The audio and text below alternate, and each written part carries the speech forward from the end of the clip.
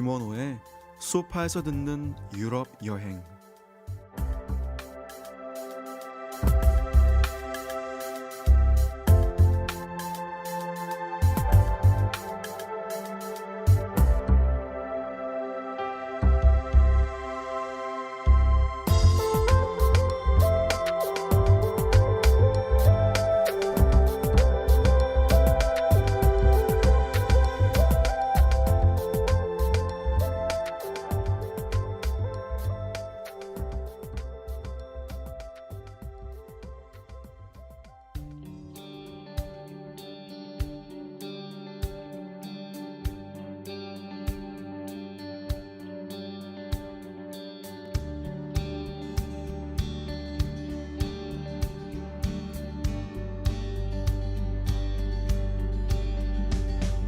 안녕하세요. 소파에서 듣는 유럽 여행을 진행하는 김원호입니다.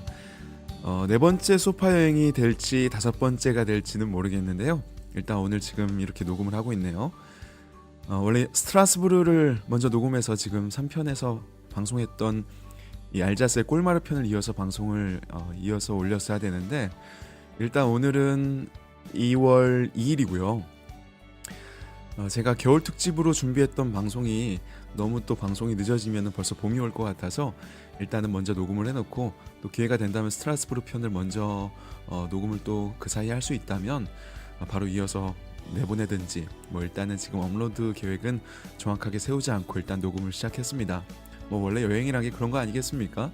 발 가는 대로, 생각나는 대로 그때그때 또 수정한 계획에 따라서 이어가는 것도 괜찮을 것 같아서요. 일단은 겨울 특집 오늘 여행으로 알펜가도를 따라가는 티롤 지방 그리고 오스트리아로의 여행을 시작하겠습니다. 설날은들 잘 보내셨습니까? 여기서도 떡국을 좀 끓여 먹고 그러면 좋긴 한데 이번에는 귀찮아서 그렇게 명절 치르진 않았고요. 독일에서도 가래떡 정도 구하는 건 아무것도 아닌데 굳이 그렇게까지 지금 하기엔 저도 좀 정신이 없었네요. 친지들과 가족들분들과 목소리로 인사나 나누면서 하루 명절을 보냈고요. 요즘에는 떡국은 안 먹었지만 그래도 요리하는 재미에 좀 빠져서 저녁에 집에 들어오면 이런저런 음식 만들면서 나름 잘 먹으며 이 겨울을 보내고 있습니다. 저한테는 좀 잡념이 없어지는 시간으로 확실한 제 여가선용 방법이 요리인 것 같아요.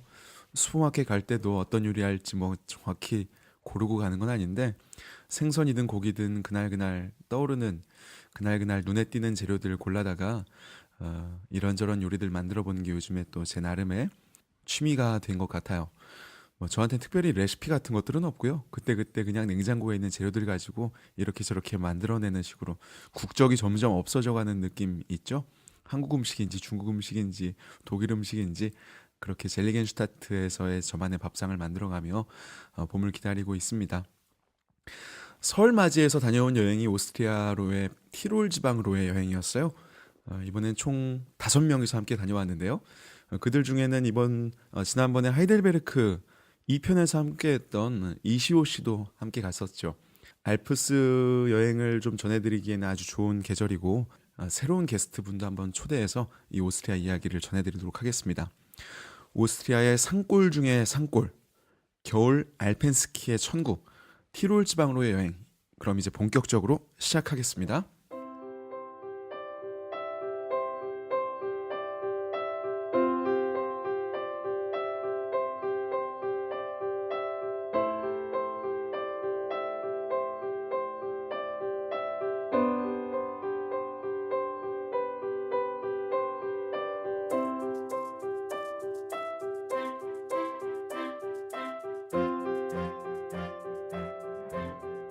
오늘 소파여행 함께하게 될 게스트 이예진 씨를 소개하겠습니다. 안녕하세요. 네, 안녕하세요. 소파여행의 두 번째 게스트가 되셨습니다. 예, 굉장히 영광스러운 자리네요. 정말요? 예, 멀리서 와주셨는데 지금 독일 뮌헨에 살고 계시잖아요. 네, 또 이번에 함께 갔던 여행의 멤버 중에 한 분이셨고, 같이 지금 오스트리아 쪽하고 이 독일 남쪽 이 알펜가도라고 불리는 알프스가도를 여행하고 오셔서 제가 특별히 이 자리로 지금 녹음실까지 모셨는데, 일단 나와주셔서 감사드리고요. 아닙니다. 이전 방송들을 한번 들어보셨습니까? 네, 들었었고 네. 또 게스트가 나왔던 네. 또 하이델베르크 편도 굉장히 재밌게 들었었고요. 이렇게 방송을 진행해 보긴 처음이시죠? 그쵸. 네. 학교 다닐 때 방송만도 안 해보셨어요? 전혀 이런 일을 네. 하게 될 거라고는 꿈도 꿔본 적이 없었는데. 그래도 우연하게 또 이렇게 와주셔서 지금 예, 녹음에 역시. 참여해 주셔서 정말 감사드리고요. 일단 네. 첫날이니까 자기소개 좀 부탁드리겠습니다. 네, 안녕하세요. 저는 유로 자전거 나라 독일 지점에 가이드로 일하고 있는 이예진이라고 하고요. 저는 굉장히 놀랍게도 오늘을 기점으로 딱 가이드를 하기 위해서 독일에 온 지 만 2년이 됐습니다. 아, 오늘이 그날이에요? 네, 오늘이 바로 아, 그날이에요. 예, 오늘이 지금 2월 2일인데 2월 2일에 오셨어요? 네. 아, 그렇군요. 그래서 네.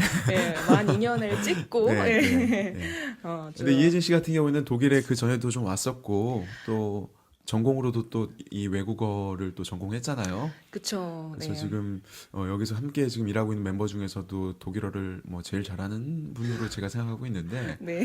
근데 지금 언어만이 아니라 사실은 또 외모도 되게 서구적이잖아요, 예진 씨가. 그래서 게르만족스럽죠. 예, 사람 뭐 이렇게 게르만족들 중에도 여러 갈래들이 있는데 약간 모델급의 예. 그냥 크다. 네. 그래서 제가 처음에 독일 왔을 때도 굉장히 사람들이 많이 놀라했어요. 동양인 여자치고 너무 커서. 네, 그들의 어떤 아니, 편견까지는 아니지만, 예, 네. 뭐 그렇게 크신 것도 아니잖아요. 지금 음, 키가 알겠습니다. 이런 얘기 들으면 네. 숙녀분께 여쭤보는 게 아닌 것 같고요. 그쵸. 예. 예, 아무튼 체구도 독일 사람들 못지않게 또 크고 하다 보니까 섞여 있으면 그냥 한국 분 같지가 않고 독일 분 같아요. 네, 그래서 어, 때로는 손님분들이 모임 예, 장소에서 이제 제가 가이드가 아니겠거니 생각할 때도 많았고, 예. 특히 초반에 미넨에서 투어할 때는 제가 또 독일 전통 복장을 입고 아, 정말 저도 그걸 네, 봤었는데 했었죠. 너무 잘 어울렸던 것 같아요. 네. 한복보다 왠지 예시 씨는 그 바이에른의 전통 복장 이 청취자분들도 아실 거예요. 맥주 축제라고 유명한 뮌헨의 옥토버페스트 그쵸. 할 때 여자분들이 많이 입는 그 복장을 입고 또 일을 하시기도 하셨었는데 그쵸. 뮌헨은 그 옷을 입고 활보하실 때는 정말 여기 현지 주민 같다는 생각이 들더라고요. 네, 네. 그래서 예, 손님분들도 좋아하시긴 아무튼 하셨고, 굉장히 전생에 혹은 왠지 잘 맞는 지역에서 지금 일을 하고 또 살고 네. 계신 분이 아닌가 하는 생각이 들고요. 알프스에서 스키 타는 모습도 굉장히 보기 좋았습니다, 이번에. 그쵸. 다만 예. 그 스키가 거의 걷는 속도보다 좀 느리게 그냥 평지를 평지에서 왔다 예. 갔다 하는 모습을 보면서 되게 안타깝긴 했었지만요. 그래도 재미있었죠? 네, 예. 오히려 그냥 안전함을 음. 느끼면서 즐기면서 사실 이번 방송에서 소개할 이 알펜가도하고 이 오스트리아 이야기는 뭐 굉장히 가볍게 이야기를 진행할 수 있을 것 같고요. 뭐 겨울 특집답게 스키 여행으로 이제 알프스에서 함께했던 추억들 같이 이야기하고 아무래도 자연 경관이 워낙 훌륭한 지역이다 네, 보니까 너무 끝내줬죠. 그런 이야기들 같이 나누는 것도 괜찮을 것 같아요. 자, 그래서 오늘 방송의 순서로 제가 좀 한번 간단하게 어떤 방송 순서를 이어갈지 이야기를 먼저 드리면 일단은 알펜가도 이야기를 좀 들려드리죠. 독일 남쪽 바이에른 쪽에서 시작을 해서 오스트리아 쪽까지 이어가게 되는 상당히 긴 길이에요. 그렇죠. 알프스를 마치 병풍처럼 알펜가도를 따라가면은 있는 도시가 유명한 여행지로는 퓨센이 또 유명하잖아요. 그쵸. 네, 노이슈반슈타인 성이라고 불리는 새로운 백조의 뭐 안반 이렇게 불려서 그냥 한국에서는 백조의 성이라고 불리는 또 유명한 여행지가 있어서 최근에는 한국 분들도 굉장히 많이 오는 여행지이기도 하고 제가 사실은 이 퓨센 쪽과 관련해서는 바그너라든지 루드비시 2세와 관련된 독일 왕, 이 바이에른의 왕 이야기와 함께 다음번에 한번 제대로 또 소개를 해드릴 기회를 지금 노리고 있습니다. 또 많이 가는 곳으로는 추크슈피츠라고 하는 유명한 봉우리가 있죠? 네. 거기가 뭐 높이가 3,000m 정도 되나요? 정확히는 2,962m라고 네. 해서 이제 독일의 최고 아, 봉이죠. 독일 전체에서 최고봉이 예. 거기였나요? 거기도 예진 씨랑 한 2년 전에 갔던 기억이 나는데. 네, 저도 기억이 예. 예, 새로 그게 생각납니다. 몇 달이었나요? 6월? 그때 아니 겨울이었어요. 11월 달이었습니다. 가을이었나요? 예. 그래서 아, 이제 아직 눈이 오기 좀 전이어가지고 네네. 돌산을 이제 그랬죠. 가라가지고 타고 예. 케이블카를 타고 올라가서 그 위는 정말 추웠고 그날 좀 날씨가 그렇게 맑진 않았었는데 예. 그래도 알프스 산맥을 보기에는 또 멀지 않은 독일에서는 그렇게 멀지 않은 곳에 있는 멋진 전망대가 있어서 맞습니다. 한번 올라가기 좋고 그리고 그 추크슈피츠로 올라가는 마을이 이름이 좀 어렵죠. 가르미시 파텐키르시에라고 예. 하는 정말 발음하기 어려운 긴 맞아요. 이름의 그 마을 자체가 훨씬 산골이고 네. 그리고 이 티롤 지방의 가옥들이 참 예쁘잖아요. 네, 약간 문화가 섞여 있는 목조 듯한. 가옥들. 다른 지역들에 있는 목골 가옥과는 좀 다른 지역의 목골 가옥이라는 건 아무래도 돌로 일단은 지으면서 뼈대를 나무로 만드는 것들이 많다면 흙으로 채워넣거나 이 티롤 지방의 나무집들은 거의 나무로 만드는 느낌이 좀 크지 않습니까? 맞아요. 아무래도 이 목재들이 워낙에 네, 풍성하고 구하기 쉬우니까. 구하기 쉽고 다룰 줄 아는 기술들이 워낙 좋다 보니까 그쪽 지역은 좀 나무로 만든 이 옛집들의 그 낭만이 훨씬 더 큰 것 같다 생각이 네. 들고요. 무르나우라고 하는 마을 이야기, 그리고 티롤 지방에서도 이 알펜스키 겨울 스포츠의 가장 중요한 메카들로 불리는 지역 이야기를 조금 들려드리도록 할게요. 그리고 인스부르크란 도시를 끝으로 이 오스트리아 이야기는 마무리를 하는 걸로 오늘 이야기를 좀 진행을 해보도록 하겠습니다. 어디가 제일 기억에 남으세요? 우리가 크게 이번에 여행했던 게 2박 3일 동안 독일 남부의 알펜가두에 있는 무르나우라는 마을, 그리고 티롤 지방에서 포 알베르크라고 하는 그 유명한 스키 타는 지역이죠. 네. 예, 그 지역하고 그리고 인스- 돌아오는 길에 인스부르크 여행이 이제 크게는 세 지역으로 이제 꼽을 수가 있을 텐데 어떻게 보면 굉장히 빡빡한 여행이긴 한데 그래도 뭐 나름 충분히 즐겼던 기억이 나요. 그쵸. 네. 겨울 여행 치고 네. 굉장히 아름다운 풍경을 보면서 여행하지 않았나. 그 우리가 스키를 우리 멤버들이 다 같이 잘 탄다면 하루로도 굉장히 부족했을 텐데 왠지 마음 같아서는 한 2, 3일 정도 놀 것 같았지만 그쵸. 막상 스키를 하루 제대로 타고 나니까 그날 네, 저녁에는 하루 좋겠다. 다들 넉다운 돼서 다음 날까지 연달아 타는 건 무리다. 그래서 이제 내년에도 또 그 휴가를 간다면 하루 정도씩 더 늘려가면서 스키 타는 시간들을 좀 더 늘려가는 건 괜찮을 것 같아요. 네. 그래서 어디가 제일 좋으셨어요? 저는 개인적으로는 네. 좋다라기보다 꼭 가보고 싶었던 곳이 이제 무르나우이긴 했었거든요.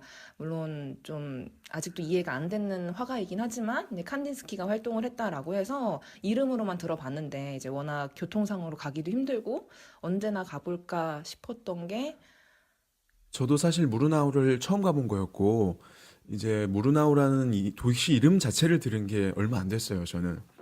이혜진 씨도 아마 그 무렵에 듣게 됐던 것 네. 같은데 지난 여름이었죠? 2016년 여름에 함께 이 독일 쪽 미술관 순례를 함께 했던 미술사 박사님이죠. 네. 독일에서 박사학위를 받으셨던 또 대단한 또 학자분이 김성모 박사님이 있는데 그분과 함께하는 그 여행길에서 이 뮌헨 쪽 여행을 하면서 독일 표현주의 이야기를 하다 보니까 칸딘스키라는 작가에 대해서 좀 막연하게 알았던 부분들에 대해서 조금 더 관심을 갖게 했던 그런 기회들이 있었고 그 당시에 무르나우라는 지역에 대해서 좀 자세하게 이야기를 들려주셨던 것 같아요.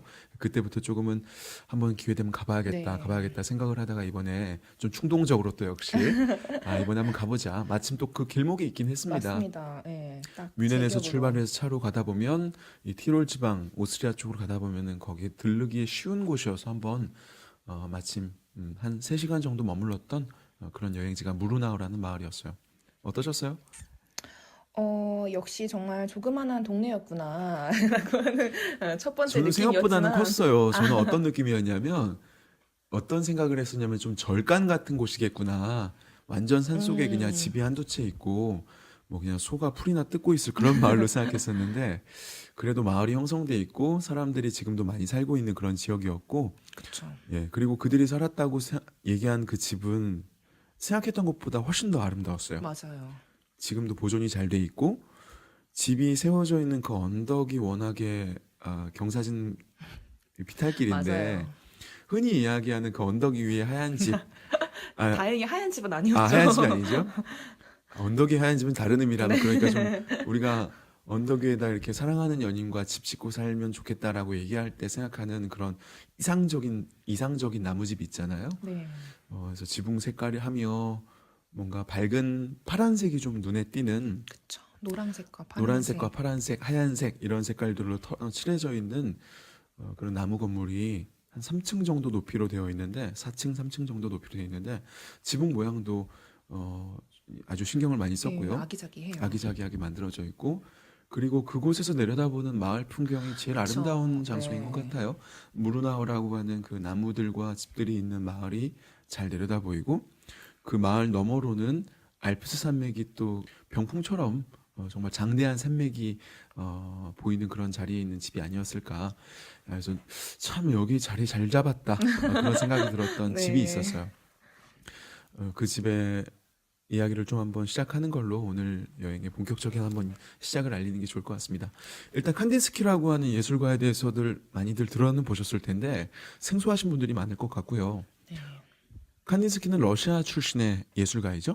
하지만 그 활동 무대가 주로 독일이었고 러시아에서 살았던 기간보다는 이 화가로서 살았던 시간은 거의 독일에서 이제 시간을 보냈기 때문에 특히 뮌헨이라는 도시와 인연이 있는 현대 미술가로는 가장 유명한 가장 중요한 작가 중에 한 명이 되지 않을까 싶습니다. 특히 그들이 만들어갔던 이 예술사주에서는 표현주의라고 얘기하는 익스프레시오니즘이라고 하는 독일의 아주 중요한 한때를 풍미했던 작가들이 있는데 그들 중에서 가장 대표적인 작가가 또 칸딘스키가 아닐까 싶습니다. 풀네임이 어떻게 되죠? 칸딘스키가? 바실리 칸디스키. 아, 예, 바실리 칸딘스키. 네, 갑자기 기억이 안 나네요. 네. 그래서 오늘 사실은 이 제목을 오늘 여행의 제목을 되게 유치하긴 합니다만 알펜스키, 칸딘스키 이렇게 해서 스키스키 이 뒤 말로 좀 맞춰볼까 했었는데 너무 유치한 것 같아서 제목은 또 좀 바꿔보도록 하겠고요. 칸딘스키 얘기를 좀 해주시죠. 한번 그분의 연보를 한번 들려주시는 게 어떨까 싶어요. 이혜진 씨가. 뭐 막상 일단 솔직하게 우리 얘기해보죠. 칸딘스키 좋아하십니까? 아니 저는 아직도 네. 그림이 이해가 되진 않습니다. 근데 이런 작품을 뭐 이해를 하려고 막 그렇게 할 아. 필요는 없는 거 아니겠어요? 그러니까 약간 뭐 예를 들어서 뭐 미술관에 갔을 때 네. 이 작품은 굉장히 중요하고 엄청난 작품이다라고 얘기를 해주지만 정작 그걸 듣고 있는 보고 있는 나는 뭔지 모르겠는 그러니까 좀 과제를 수행하는 느낌으로 앞에 서 있는 그런 느낌이에요. 네, 약간 네. 아직까지는 좀 칸딘스키 그림이 좀 그렇게 네, 난해하다. 예, 오기는 하는데 네. 이제 조금씩 보고 배울수록 놀라운 네, 능력을 가지고 있었던 네. 또 하나의 천재였구나라는 네, 생각이 좀 들기는 해요. 그렇죠. 저도 이제 그 부분에서는 공감을 하는 부분은 뭐냐면 아무리 느껴야 되고 그냥 즐기면 된다라고 얘기하는 그런 예술 앞에서도 그 자체를 온전히 즐긴다는 건 그냥 자연스럽게 되는 것 같지는 않다는 생각이 들어요. 예를 들면 어떤 생각이 들었냐면 칸딘스키가 그의 작품을 만들어가는데 가장 중요한 영감을 받았던 것 음악이었잖아요. 그 네. 작가들 중에서는 특히나 쉔베르크라고 하는 놀라운 음악이죠. 예, 이름이 아르놀트 쉔베르크라고 하는 이 비엔나 태생의 음악가가 중요한데 사실은 칸딘스키 음악이래요. 이 미술을 이해하기 위해서는 음악에 대한 혹은 이 쉔베르크에 대한 이해가 없이는 조금 어려운 부분들이 있어서 저도 이 쉔베르크의 음악을 좀 듣는다고 노력을 좀 해봤어요. 우리 같이도 네, 들어봤잖아요. 노력을 좀 많이 해야 예, 되는. 근데 그런 음악을 들으면서 그냥 평상시에 제가 이걸 나도 칸딘스키처럼 그냥 마냥 즐긴다 혹은 그냥 즐겁게 들을 수 있다. 이걸 내가 즐기고 있다. 이런 느낌을 받기에는 사실은 어려운 점이 있거든요. 그걸 즐긴다라고 네. 한다면 혼자 있을 때 가끔씩 듣고 있을 수는 있겠지만 그냥 마냥 내 차에서 누가 함께 있는데 들을 수는 없는 음악들이고 사실은 예, 차에서 내리고 싶죠. 예, 거의 뭐 히치콕의 영화의 한 장면이나 공포 영화에 공포 영화에 등장하는 등장하는 그런 음악들의 원형이 된 음악들을 만드는 낸 게 아닌가 그런 생각들을 하게 되면 이 현대 미술에 다가간다는 건 뭐 그렇게 쉽지만은 않다라는 느낌들을 색채와 이 그들이 피워내는 이 붓자국들 그 붓자국들의 흐름들을 그냥 느끼면서 이런 것들을 하면서 어떤 느낌이었을까 어떤 재미를 추구했을까 지금 나한테 어떤 감정들을 끄집어낸다 뭐 이런 것들을 그냥 즐기기에는 뭐 더없이 좋은 작가가 아닐까 하는 생각이 드는 게 칸딘스키이고 그래서 칸딘스키가 살아온 길들을 좀 한번 이혜진 씨가 한번 들려주신다면 이 예술가에게 다가가는데 조금 더 이해를 하는데 친숙해지지 않을까 그런 생각이 듭니다. 네. 일단 칸딘스키는 말씀해 주신 것처럼 이제 러시아 태생의 사람이었는데, 그래서 원래는 뭐 화가로서의 삶을 바로 시작한 건 아니었고, 모스크바 대학에서 뭐 법학이나 경제학을 공부하기도 했었는데, 엘리트였어요. 그쵸. 예. 근데 이제 한 전시회에서 모네의 그림을 보고 이제 감명을 받아서 이제 화가가 되기로 결심을 하고 놀라워요. 그 다음에 독일로 가기로 결심을 해가지고 독일에 이제 와서는 뭐 화가로서 활동을 하기도 하고 혹은 뭐 아카데미 같은 데서 이제 선생님이라고 하는 게 맞을까요? 이제 그런 식으로 활동을 이제 하게 되었는데 전 미술 교수를 한 거죠. 네, 그때 이제 그러다가 중요한 여인을 만나게 되죠. 제자이자 그 이후로 한 11년 정도 그쵸. 연인이 되게 예. 될 어, 자기보다 좀 어리죠? 몇 살 차이가 나나요? 11살 정도 11살 차이가 차이. 납니다. 그러니까 이 가브리엘레 민터. 뮌터라고 하는 여인을 만나게 되는데 이 여자가 그쵸. 1877년생이고요. 칸딘스키가 1866년생이죠.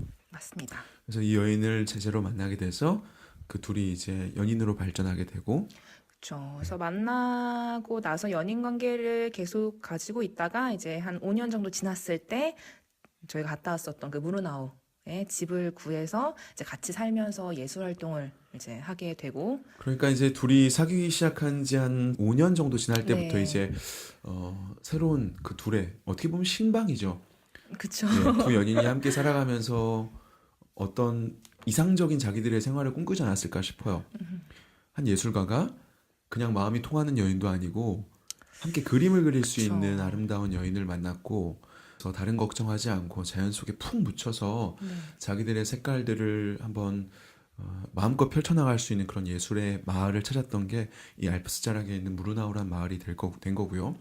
뮌헨에서 또 멀지 않기 때문에 자기들의 동료 화가들, 특히 그쵸. 러시아 쪽 출신의 화가들이나 어떻게 보면 자기들의 러시아 사회를 만든 거예요. 네. 우리들이 한인 교민들이 이렇게 가끔씩 한인들끼리 모여서 외국에서들 밥도 먹고 뭐 술 한잔 하는 그쵸. 것처럼 러시아 교민 사회를 그런 식으로 자기들이 만들었던 것 같고요.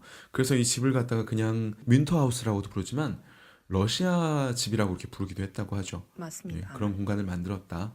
집을 구입을 했던 건 정식으로 구입을 했던 건 1909년 정도가 되는 것 같고요. 그래서 그 전 한 1년 전 정부터 이미 자기 동료들과 이 무르나우에 대한 탐색전이 들어갔던 것 같고 칸딘스키하고 뮌터가 자리 잡기 이전부터 이미 이쪽은 동료 화가들이 이미 자주 오가면서 거처로 정하고 이 마을에 대해서 눈독을 들이고 그런 와중에 칸딘스키도 어떻게 보면 초대를 받으면서 이 마을을 알게 된 걸로 보여요. 그리고 그렇게 구입했던 집을 이제 자기들이 마음에 맞게끔 개조를 좀 제대로 해낸 거고 그곳에 이제 뮌터가 생활 살림을 시작했던 것 같습니다. 그 뒤는 어떻게 되죠?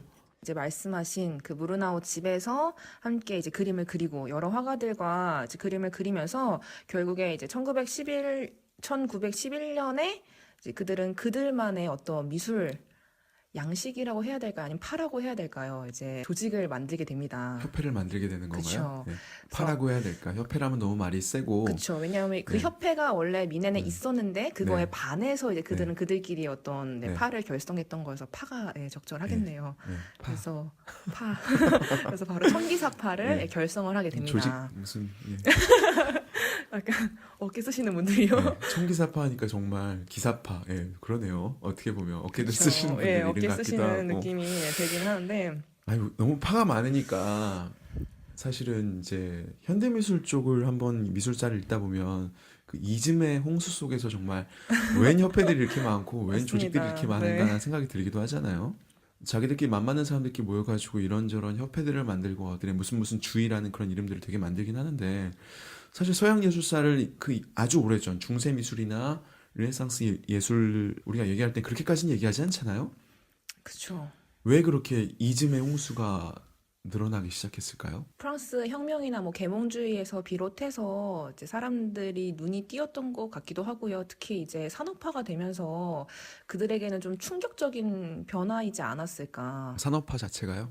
그쵸. 그러니까 그런 변화들이 그 네. 전에 이제 감당했었던 속도가 아닌 그들에게는 한 번도 경험해보지 않았던 속도로서 발전을 그러니까 해나가니까. 왕정이나 봉건주의 그 속에서 변화하던 속도와는 너무나 다른 속도가 그 예전까진 그러니까 그냥 중세, 르네상스 미술, 바로크 예술, 로코코 예술 이렇게 부르는 것들은 자기들 그러니까 작가들이 자기들끼리 뭉쳐서 그렇게 부른 게 아니라 미술사를 정립하는 그 예술사가들에 의해서 만들어진 그쵸. 한 정립을 딱 용어들이잖아요. 해주신 거죠. 시대를 어떻게 보면은 이러이러한 특징을 이러이러한 철학들을 갖고 작업하던 시기에 대한 구분들을 만들어냈던 개념이라면 이제부터 시작이 되는 그 새로운 이즘들, 그 많은 파들, 많은 주의들, 뭐 이런 것들은 뭔가 예술가들 스스로가 계몽주의 영향을 받아서 창조적인 작업을 하는 능동적인 주체로서 이제 자기들을 여기기 시작했고 이런 것들이 작가 정신에 더욱더 이제 부각이 되기 시작하고 싹트기 시작하면서 자신들만의 화파, 협회 뭐 이런 것들을 만들어내고 결성하고 그리고 그 이전에 뭔가 더 영향을 끼치고 주도적인 세력을 갖고 있었던 또 다른 이즘들과 반하게 되는 것들이 커지면서 그쵸. 이것들에 대한 대항 뭐 이런 것들로 하여금 더욱더 자기들의 그 파들을 네, 결성하고 결속력이. 네. 자기들의 그런 철학적인 가치들이나 예술적인 가치들 추구하는 방향들을 강조하거나 드러내기 시작했다라고 얘기할 수가 있겠죠. 뭐 그러면서 이제 뭐 고전주의 클래식시즘이라든지 아니면은 낭만주의, 로맨티시즘이라든지 이런 이즘의 홍수가 막 시작이 되기 시작하고 이런 것들이 이제 현대미술로 들어오면서 더욱더 빨라졌다는 거죠. 네. 그래서 인상주의, 그 이후에 이제 표현주의로 이어지게 되고 너무나도 많은 갈래들로 뭐 입체파라든지 야수파. 다다이즘이라든지 야수파라든지 뭐 다양한 것들이 서로 영향을 주고받으면서 초현실주의 완전한 추상으로 이어지는 그런 과정들로까지 현대미술이 발전하게 되는 건데 네, 그런 분위기 속에서 독일이란 나라가 갖고 있는 미술사에서의 영향력이 굉장히 커지는 시기에 표현주의가 등장하게 되죠. 그런 부분에서 칸딘스키의 영향력이나 역할들을 좀 얘기를 하는 것도 괜찮을 것 같아요. 어떤 느낌이 드냐면 일단 굉장히 자유롭습니다. 저는 색채가 주는 자유, 붓질이 주는 어떤 자유로운 표현, 작가가 뭔가의 굴레로부터 뭔가를 짜 맞춘 듯한 혹은 무언가를 계획해서 그런 것보다는 즉흥성을 굉장히 가미했던 즉흥성을 그대로 표현했던 자기의 감정이 됐건 자기가 영향을 받았건 자기가 들었던 음악이 됐건 그런 것들을 그냥 화폭에 마음 내키는 대로 어, 자유롭게 춤을 추는 것 같은 느낌으로 표현한 것 같은 느낌들이 훨씬 더 그 이전에 있었던 작품들과의 큰 차이점이 아닐까라는 생각을 하게 되고 칸디스키의 작품을 좋아하는 사람들이 칸디스키를 좋아하는 이유가 되지 않을까라는 생각이 들어요. 이 표현주의가 싹트기 이전에 사실은 물론 니체라든지 이런 사상의 흐름들이 표현주의를 만들어내는데 굉장히 큰 역할들을 주기도 하지만 예술가들 스스로가 되게 어떻게 보면 그런 고민들에 휩싸였던 것 같고 그냥 붙들고 나가서 색채들을 조합해가며 재현하는 그런 예술들을 한다고 그 이전의 예술가들을 제가 지금 싸잡아서 얘기하는 건 아니고 네. 예술이란 뭔가에 대한 그런 근본적인 고민들을 독일 사람들이 굉장히 많이 했던 것 같다는 생각이 든다는 거죠. 네. 그래서 그런 부분에 있어서 1900년대 초반 그 당시에 독일이란 나라의 정치적인 분위기는 비렐름 시대라고 하잖아요. 예, 맞습니다. 비렐름 시대가 어떤 시대인지 뭐 한마디로 얘기하기 좀 그렇지만 이 비스마르크라는 사람에 의해서 독일이 통일을 이루고 유럽에서 가장 강력한 강대국으로 이제 급성장을 하면서 그 이전까지는 조금은 억눌렸던 제국주의를 막 앞세워 가기 시작하고 그러는 과정에 민족주의, 국가주의 뭐 이런 것들을 표출해내는 예술이나 건축 같은 것들을 국가에서 좋아했었죠. 이런 분위기를 이제 비렐름 2세라고 하는 황제를 중심으로 많은 예술가들, 건축가들이 이제 구현해내려고 하던 그런 시절인데 그런 분위기 속에서 그런 것들이 마음에 안 들던 또 화가들이나 건축가들이 있을 거 아니에요? 그쵸. 다른 걸 표현하고 네. 싶은 그들이 이제 바로. 자기들끼리 이제 마음에 네. 맞는 어떤 또 예술들을 막 하려고 그래서 이제 만들어낸 것들이 표현주의라는 거죠. 예를 들면 드레스덴에서 먼저 그런 움직임들이 보여지기 시작했잖아요. 맞습니다. 네. 우리가 흔히 다리파라고 불리는 그 작가들이 있는데 이름이 좀 어렵죠. 그래서 에른스트 루드비히 키르히너라고 하는 아주 어려운 이름을 갖고 있는 네. 이 작가를 비롯해서 뭔가 굉장히 감수성이 예민하고 여리고 혹은 굉장히 신경질적인 그런 어떤 작가들의 건축을 공부하던 작가들의 미술의 어떤 새로운 회화의 양식들을 이제 구축해 갔던 다리파가 만들어졌던 시대가 이제 20세기 초반인 거고 이게 그대로 연결이 되면서 이제는 베를린이나 드레스덴이 아닌 좀 더 남쪽에 있는 뮌헨을 중심으로 뭉쳤던 게 바로 다리파를 이어가는 또 하나의 표현주의 화풍인 이 청기사파. 청기사파인데 이 칸딘스키라는 청기사파의 기수와 그들의 예술 이야기는 잠시 후에 조금 더 이어가도록 하겠습니다.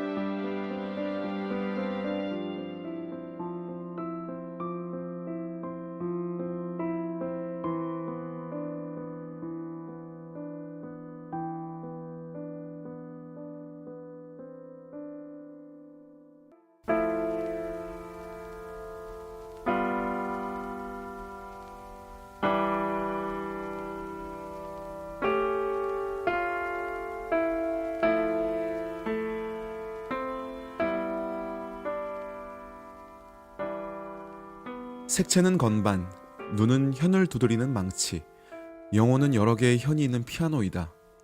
예술가는 피아노를 연주하는 손이다. 그들은 건반을 눌러 영혼의 울림을 만들어낸다. 바실리 칸딘스키의 말이죠. 뮌헨에서 남쪽으로 50km를 더 내려가면 알프스 자락에 무르나우라는 아름다운 산골 마을에 칸딘스키가 새로운 작업실 겸 거처로 이사온 건 1909년 여름이었습니다. 11살 연하의 사랑하는 연인이자 한때는 제자였던 동료 가브리엘레 뮌터와 사랑을 이어갈 새로운 보금자리이자 또 마음이 통하는 동료 작가들과의 공동 작업을 위해 무르나우라는 마을에 한 빌라를 새롭게 개조하고 이사를 한 것이죠. 무르나우 마을이 내려다 보이는 완만한 언덕의 빛 아래 밝은 블루톤의 지붕을 얹은 하얀 빌라를 멀리서 보고 있노라면 아직도 그 안에서 둘이 함께 테이블에 앉아 늦은 아침 식사를 빵을 준비하고 그리고 커피를 한참 끓이고 있을 것만 같은 생각이 들기도 하죠. 누구의 방해도 받지 않을 평화와 사랑을 나누며 마음껏 예술의 혼을 불태웠을 그림을 그리고 살았을 그 두 연인의 그리고 두 예술가의 보금자리는 그렇게 지금도 무르나우의 언덕 위에 남아있습니다. 1910년 어느 날 칸딘스키는 작업실에 들어서면서 놀라운 경험을 하게 됩니다. 한 번도 본 적이 없는 그림 속에는 밝은 색과 면으로 표현된 이미지가 춤을 추고 있었고 그건 무엇을 그리고 있는 것인지 대상조차 알아볼 수 없는 캔버스였죠. 잠시 후 그는 또 다른 놀라운 경험을 하게 됩니다. 처음 봤다고 생각했던 그 그림은 단지 자신이 그렸던 한 작품이 거꾸로 걸려져 있었던 것임을 알게 된 것이죠. 이 특별한 경험으로 칸딘스키는 새로운 확신을 얻습니다. 무언가를 담고 있지 않아도 색채만으로도 감정을 전달할 수 있는 예술이 될 수 있다는 것. 마치 가사가 없는 음악처럼 의식을 담아내지 않고도 대상을 재현하지 않고도 회화는 우리 내면에 있던 감정의 기억들이나 각자의 추억들을 끄집어내 커다란 울림을 줄 수 있다는 것을 깨닫습니다. 러시아 모스크바 출신의 예술가는 그렇게 색채로 표현된 음악을 그려내기 시작했고 미술사의 완전한 추상 미술의 시작을 알립니다. 칸딘스키와 가브리엘레 뮌터가 사랑하고 그림을 그리던 작은 독일 마을 무르나우. 여러분은 지금 소리로 전하는 유럽 이야기, 소파에서 듣는 유럽 여행과 함께하고 있습니다.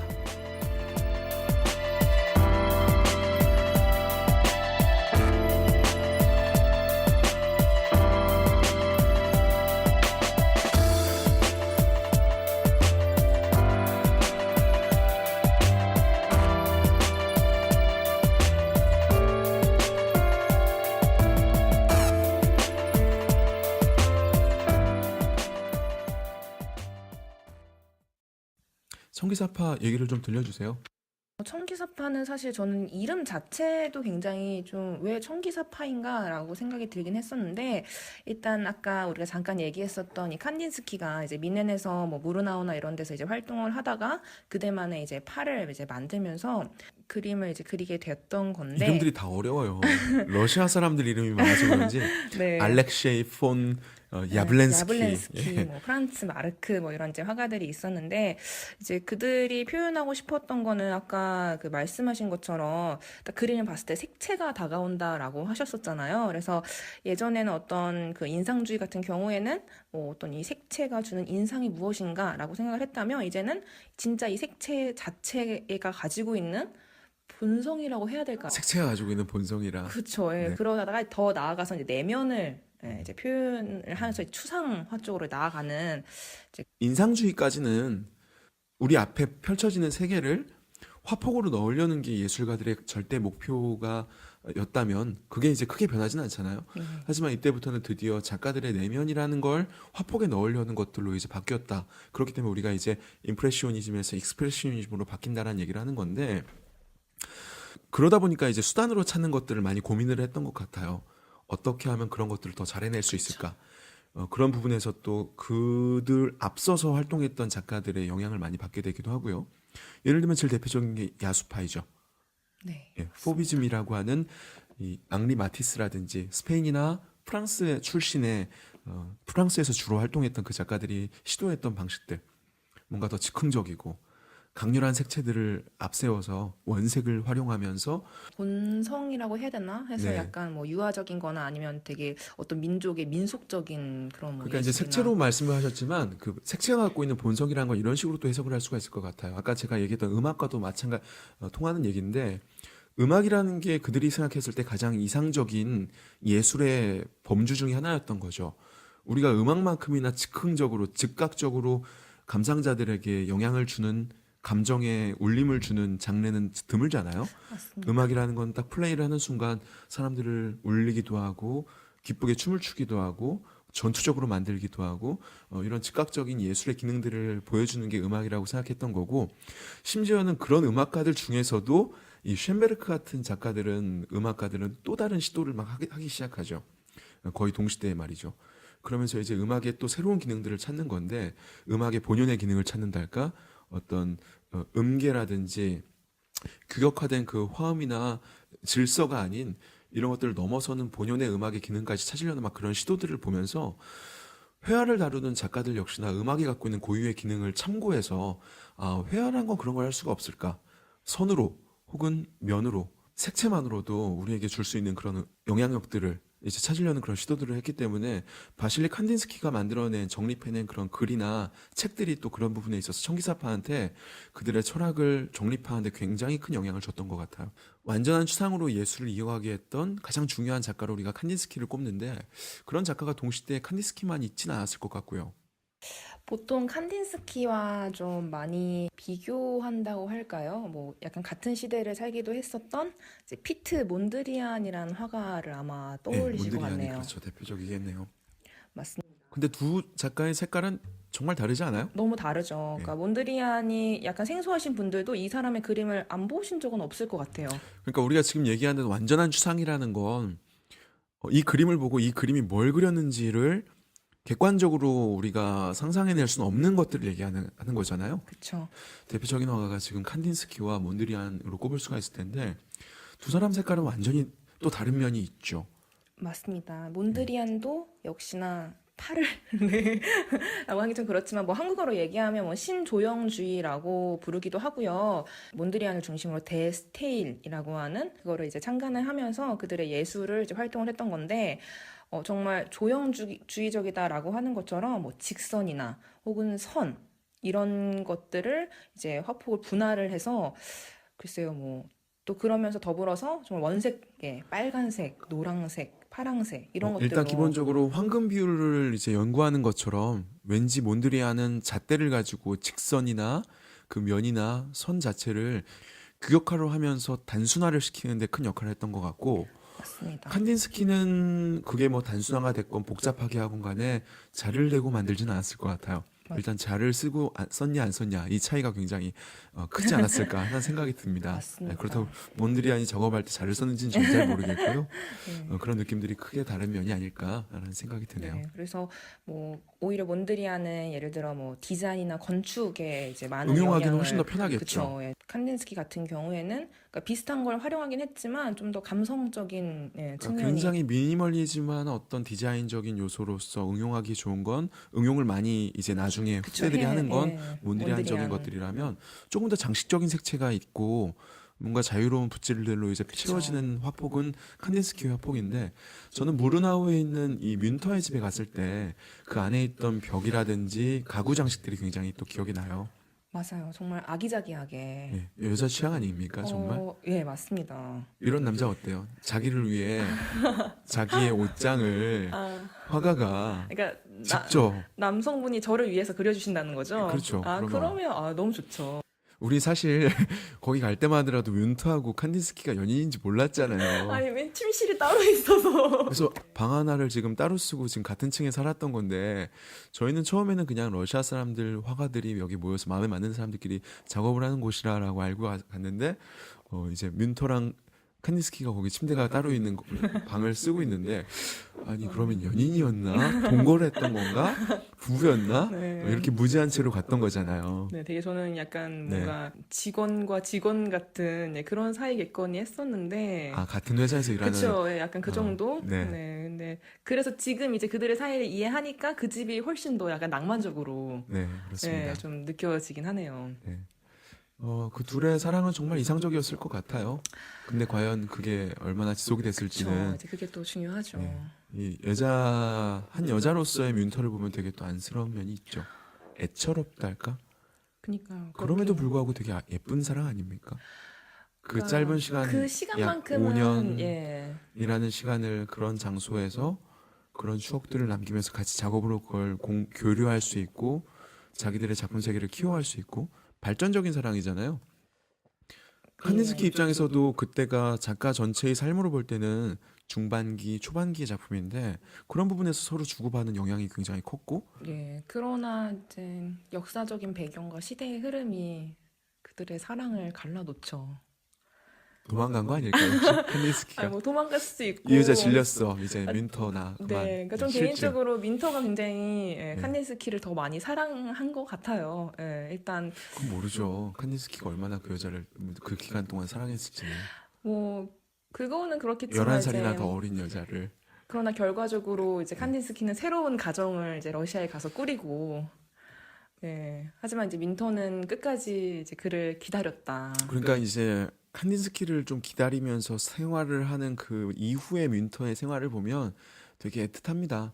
그 알프스 산골짜기에서 그러니까요, 혼자 눈물 그림 나요. 그리면서 나이 들 때까지 뭐 따로 그 이후로 연애를 하거나 그런 것 같지는 뭐 그거에 않고 대한 기록은 없고 오히려 막 네. 이제 나치 시대 때 이렇게 맞아요. 그 그림 네, 지켜주잖아요. 칸디스키 나치 그림을 사실 나치가 제일 싫어한 게 이런 추상화가들의 그쵸. 작품들 뭐 네, 청기사파, 다리파 이런 화가들의 작품들인데 그 그림들을 다 지켜냅니다. 거기에 있는 오히려 가구들이 예, 지켜진 것처럼 집이 지켜진 것처럼 그 작품들을 어디에 숨겼을지 어떻게 보관했을지 정확히 모르지만 그렇지 않고는 지금 굉장히 많은 칸디스키의 많은 명작들이 유실됐을 수밖에 없을 것 같은데 이것들을 다 지켜내고 지금까지 남아있게 만드는 데 큰 역할을 해요.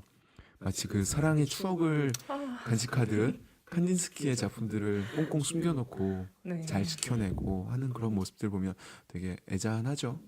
맞습니다. 스테인드 글라스 같은 것들은 굉장히 중요한 것 같아요. 왜냐하면 청기사파라고 이름을 우리가 부르고 있는 그들의 그 협회, 그들의 파, 청기사라는 이름이 유래한 것도 어떻게 보면은 그런 데서 또 많은 힌트를 얻은 네, 거잖아요. 뭐 예를 들어서 네. 거기서 제일 주된 활동을 했던 프란츠 마르크가 말을 굉장히 좋아했, 그렇죠. 네, 파는 말을 말을 좋아했고 굉장히 좋아했고 칸디스키는 특히 이제 기사라고 하는 어떤 그런 모티브, 말탄 기사를 굉장히 좋아했던 네, 거죠. 그쵸. 근데 마르크도 프란츠 마르크도 러시아 사람인가요? 아니요, 그분은 미넨 태생입니다. 그렇습니까? 예, 예.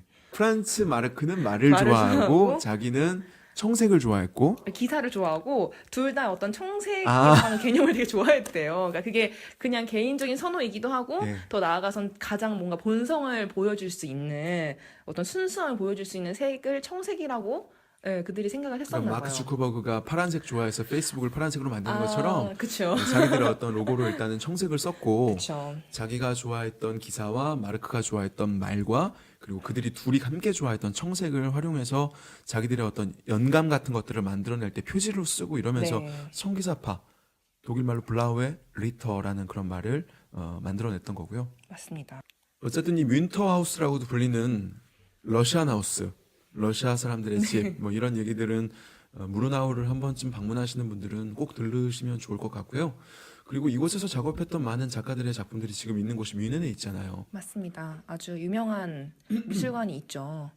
네, 이름은 좀 많이 생소해요. 네, 렘바크 하우스라고 해서 아마 많은 분들이 들어보시진 않았을 수도 있을 것 같은데 역사는 굉장히 깁니다. 1929년부터 지금 우리가 계속 얘기했었던 이 청기사파 작품들 한 400여 점을 소유하고 있는 그런 미술관이거든요.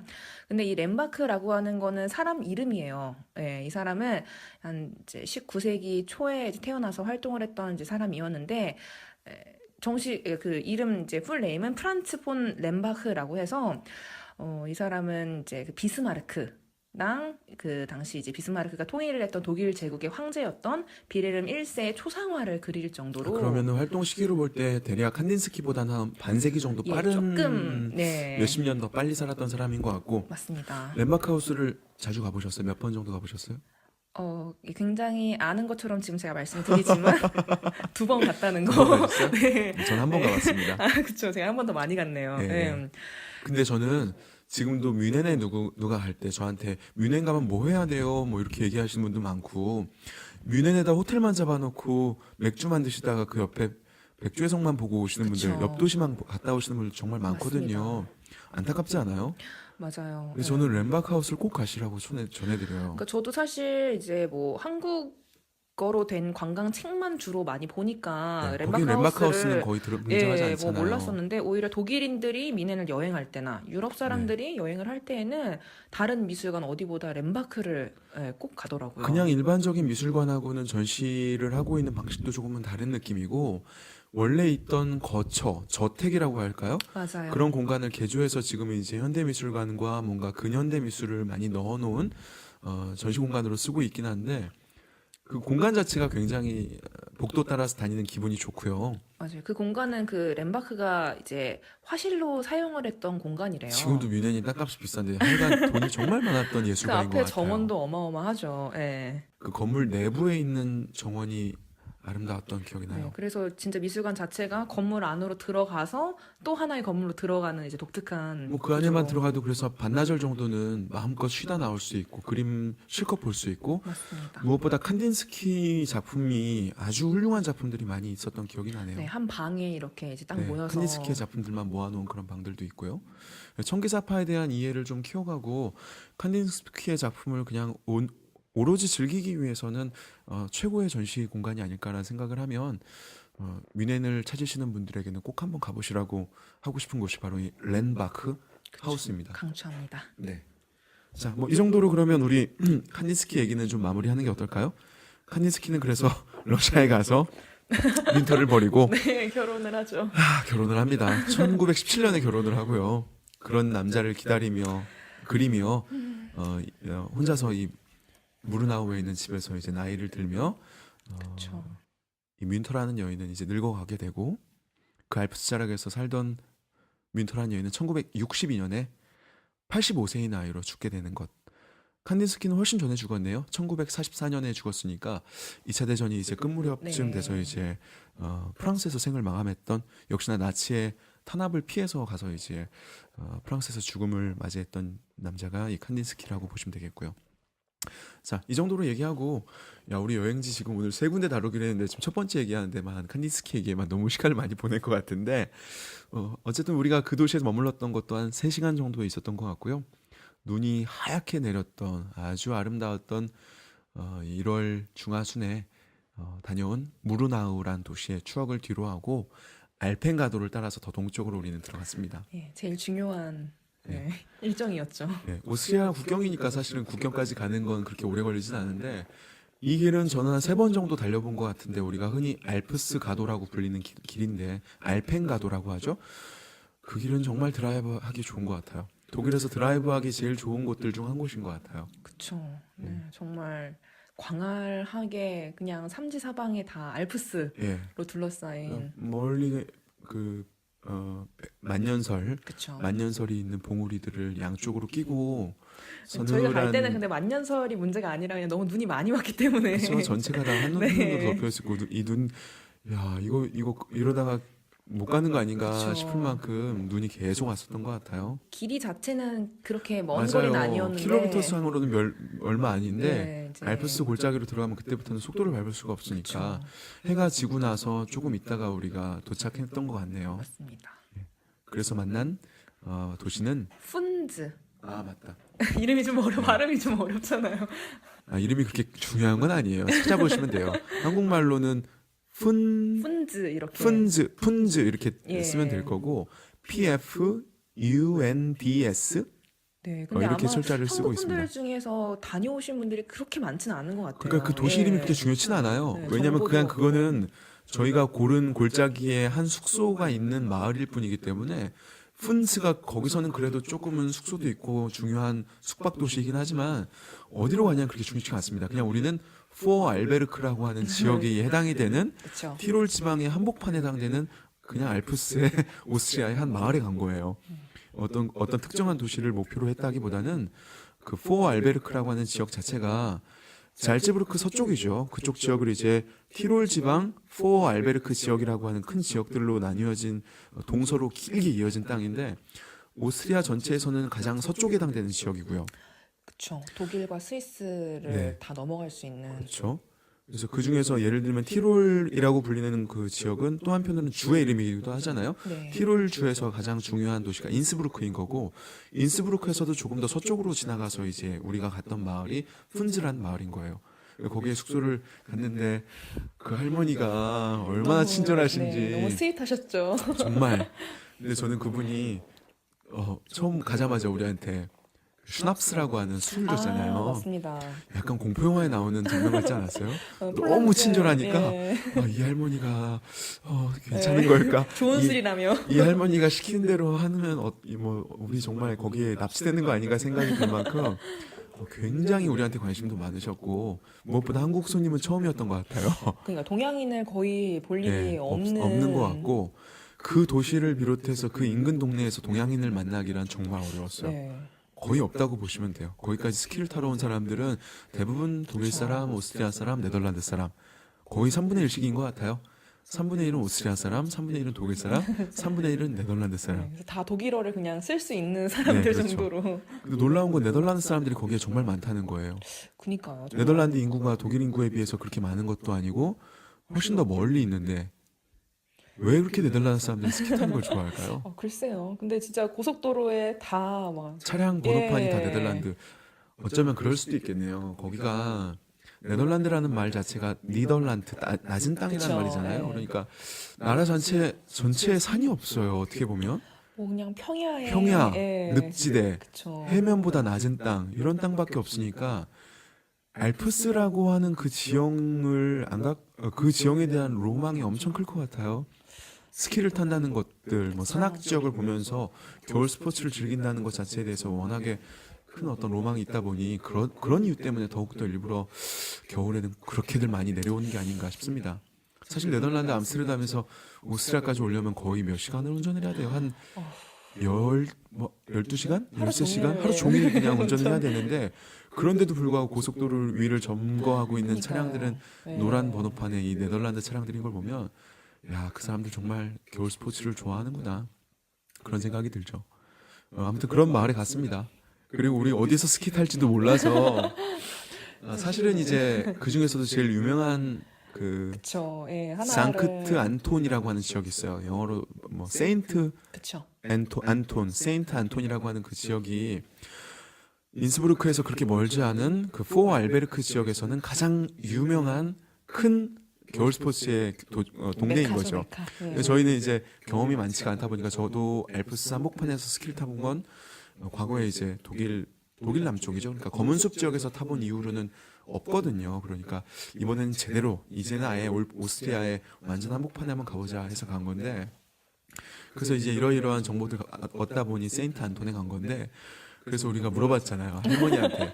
할머니, 우리 내일 아침에 세인트 안톤에 갈 건데 어떻게 가야 돼요? 그러니까 할머니 반응 기억나세요? 네, 손사래를 치셨죠. 손사래를 치면서 거기 왜 가냐고. 그러니까 그 할머니 입장에서는 그렇죠. 이제는 근데 그 반응이 이해는 돼요. 예. 예. 아니 거기까지 왜 가냐? 거기는 산 넘어서 옆 동네인데 맞아요. 이 동네 산골짜기에도 예, 스키장이 그렇게 맞아요. 많은데, 예. 좋은 데가 많은데 세인트 안토니 뭐 더욱더 엄청나게 좋은 것도 아니고 여기가 다 좋은데 거기까지 왜 가냐는 거죠. 그 말이 이제는 좀 이해가 갈 것 같아요. 그렇게 타면 된다는 겁니다. 그래서 그날도 그래서 할머니는 어디 가라고 했더라 우리한테? 제가 이름이 가물가물한데 나우더스? 나우더스. 예. 그래서 나우더스라고 하는 마을에 가라고 또 추천하셨는데, 예. 할머니도 뭐 이렇게 확신을 갖고 얘기하는 게 아니라 그냥 너희들이 초급자라면 거기가 그쵸. 어떨까라는 그런 얘기를 했던 거고요. 셔틀버스도 있으니까 셔틀버스도 좋을 공짜로 거다. 다니니까 예. 숙소에서부터 그냥 무료로 다니는 셔틀버스가 있습니다. 그런 것들을 그냥 그 지역 숙소 주민들, 숙소 인근 주민들, 숙소 주인들 이런 분들한테 물어보면 될 것 같아요.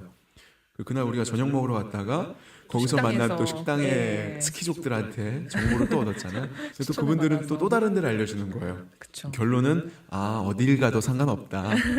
그래서 우리가 고른 곳은 피스, FISS, 맞습니다. 이렇게 부르는 피스라는 도시가 아니라 골짜기로 간 거죠. 그쵸. 네, 오늘 이렇게 이야기하다 보니까 시간이 많이 지난 것 같은데요. 4부에서는 먼저 피스까지 도착한 이야기로 마무리하도록 하고요. 다음 시간에는 피스에서 스키 탄 이야기와 그리고 인스부르크 이야기로 이어가서 5편. 다음 시간에 이혜진 씨가 조금 더 이어서 이야기를 이어갔으면 좋겠네요. 네. 네, 그때까지 청취자 여러분들 다음 시간에 뵙겠습니다. 안녕히 계세요. 안녕히 계세요.